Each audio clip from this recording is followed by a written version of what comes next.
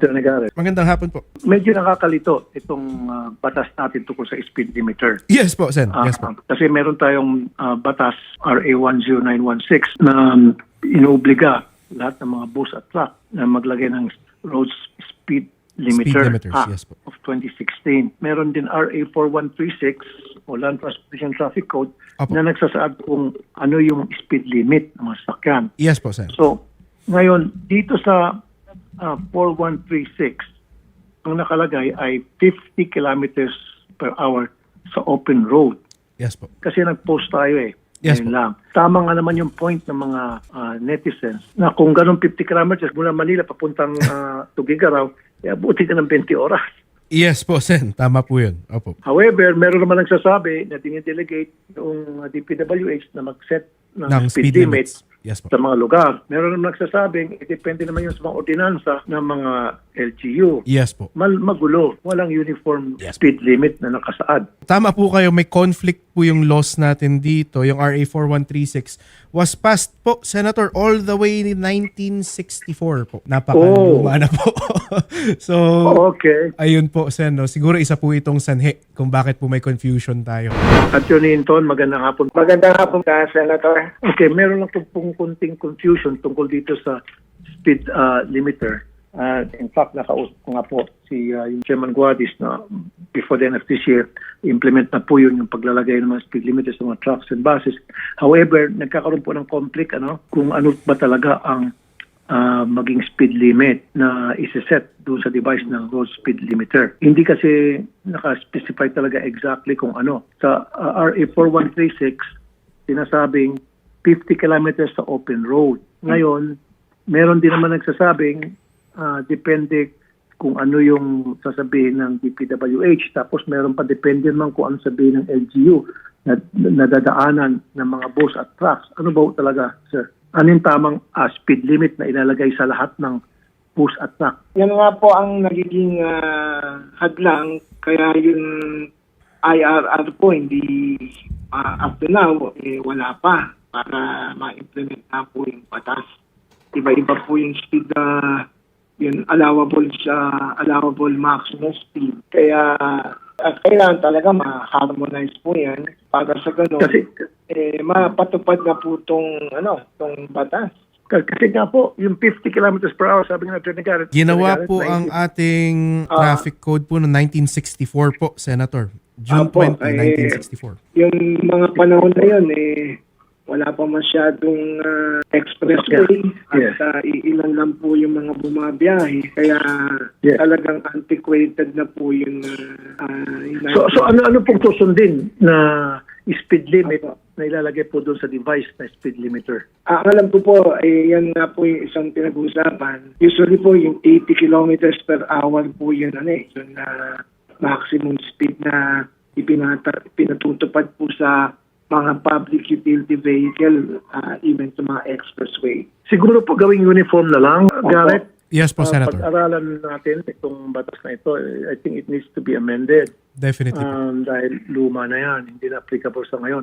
Although, halimbawa sa Amerika, pag mag-rent ka ng mga trucks, yung mga trucks rental, ang speed limit nila is 60 miles per hour. It will be around 96 kilometers, Senator. So, around 100 po ang takbo. Opo. Dito kasi sa state, ang lalaki ng mga highway dito, freeway. So, Hinton, pag-aralan namin din ng mga staff ko, ng Legis team ko, kung ano po talaga dapat magkakaroon TWG, of course, bago natin i-amend yan, kung ano po talaga dapat ang speed limit na isa-set at Garrett, di ba? Sino Opo. ba masusunod? Opo, Senator. No? Hanap po tayo ng reasonable and modern, possibly future-proof na speed limit po para sa ating bansa, Senator. Unang batas, yung 2016, sinasabi sa batas na ito na 10916, Yes po. dinidelegate ang DPWH na magsiset ng speed limit. And then meron pang LGU. Ngayon, kung tatanungin natin yung DPWH, 80 kilometers ang nakasaad sa kanila. So ano susundin natin? Yung nakasaad sa 4136 o itong sinasabi yung batas natin itong RA 10916 ng 2016 na bahala na ang DPWH. Ayun po, Senator, no, siguro we should come up with a revised traffic code para ipagsama-sama na po natin siya sa isang batas. Tapos mas modern na po siguro yung speeds, yung standards, pati po yung mga fines. Senator, gawin na rin po nating mas modern po siguro. No, for the meantime, mas maganda kung ma-implement na muna yung speed limiter kasi Yes po. batas yan, 2016 pa. Ba't pa tayo nagpasa ng batas na pinirmahan ng presidente noon kung hindi naman natin na ma-implement pala. Yes. Tama nga yung DOTR at si Chairman Guadis yesterday when I talked to him, na-implement him before the end of this year. Kaya lang pag-uusapan na lang kung ano yung speed limit dapat na ilalagay sa speed limiter. Yes po. Kasi pag na-implement yan, may iwasan yung mga disgrasya sa kalye na involved yung mga truck at mga bus, yung mga kaskaserong drivers. Di ba?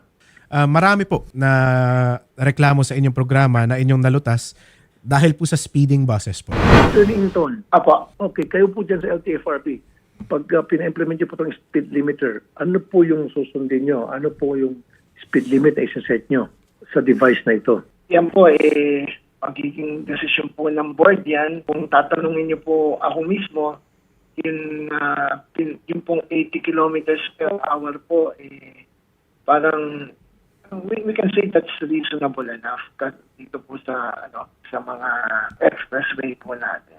Okay, sige. 80 kilometers.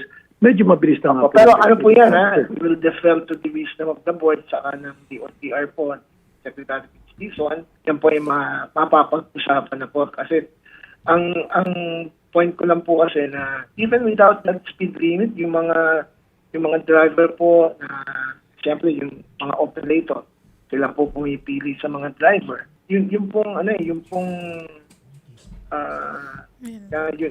bilis po ng takbo. Pabor ako din sa speed limiter na yan. Dahil parang katulad din sa States, meron nakaset na kung ano yung speed limit na kayang takbuhin ng ano yung speed sasakyan. ng sasakyan. Opo. Garrett, ang Yes po, tanong ko, Senator. merong batas ng 4136 na nagsabing 50 sa open road. Opo. Ngayon, luma na yan. So, pwede ba magpa-implement ang DOTR through DPWH na itataas yan from 50, gawin say 80 or 90? So, parang kumakonflict yan doon sa RA 4136. Yun nga po yung mahirap, Senator, because they cannot issue an ordinance that goes against law, Senator, no? So kailangan it would also be a legislative act na babaguhin po to. Or in short, imo-modernize po natin ang traffic code natin para hindi na po 50 kilometers per hour ang motor trucks and buses ang speed limit niya po, no? Ang passenger cars and motorcycles po kasi 80 naman na. Pero itong motor trucks and buses, 50 lang po. So tama po yun. Pag Manila to Tuguegarao ka, baka abutin ka po ng isang buong araw, Senator. Baka 24 oras. O nga naman, tama nga naman yung mga netizen. Opo, Tutuusin. Opo. So we have to fix this. Ano to, bago ma-implement itong speed limiter, we have to fix this for amend itong RA 4136? Or the DOTR and LTFRB and the DPWH can come up with a modernized version kung ano yung narapat talaga sa mga kalye natin na speed limit dahil malalaki naman ang mga highways natin ngayon. Kung strict implementation po tayo ng batas, Senator, we will first have to amend. Kasi yung speed limiter would allow them to drive over the existing limit doon po sa 4136 natin, no? Pasok nga po sila sa speed limiter pero over pa rin po sila ng legal speed limit. So, mahirap po yun. Kailangan po siguro i-amend po natin ang traffic code natin. Yan siguro ang dahilan kung bakit since 2016 hindi pa ma-implement na yan. I think that's the problem there. So, let's talk with the LTFRB, DOTR, Garrett, yung legis team natin, how we can amend this law. Yes po, paso na ito Yes po. inapplicable sa atin. Okay? Opo, So, paano yan? Hindi na muna matutuloy this year yung speed limiter. Ang suggestion ko po, Senator, is that we still implement it po. Anyway, pwede naman sila mag-drive always below the limiter. Siguro yung gumawa ng batas nitong 10916, hindi nila nasilip yung RA 4136 na nagko-conflict. Opo. Diba? Hindi nila nasilip. Kasi kung nasilip nila, dapat inayos muna yung 4136 bago sila gumawa ng batas tungkol sa speed limiter. Yes po, Senator. Hindi po nila na-modernize ang ating traffic code. So anong decision mo ngayon dyan kayo sa LTFRB, Attorney Inton? Sa amin po, no, talagang hihintayin nga natin yung magkaroon po ng IRR dyan, pero yung pong 80, tingin ko po,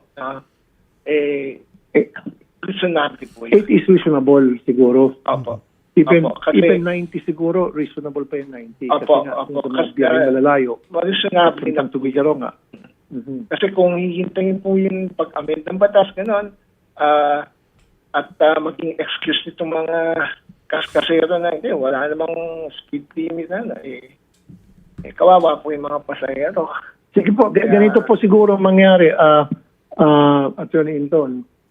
Yung Legis team ko, since ako naman po yung committee chair ng public services, and then yung pong kayo dyan sa LTFRB, and then mga taga-DOTR and DPWH, and then DILG, mag-usap-usap po, gawa siguro tayo ng IRR Opo. para Opo. makaset na modernized version niya ng 4136. Tama ba, Attorney Garrett? Pwede? Opo, Senator, kasi we need to harmonize all these laws before we implement po, or else magkakabuhol-buhol na naman po tayo. Makakarating po kay Chairman Guadis po.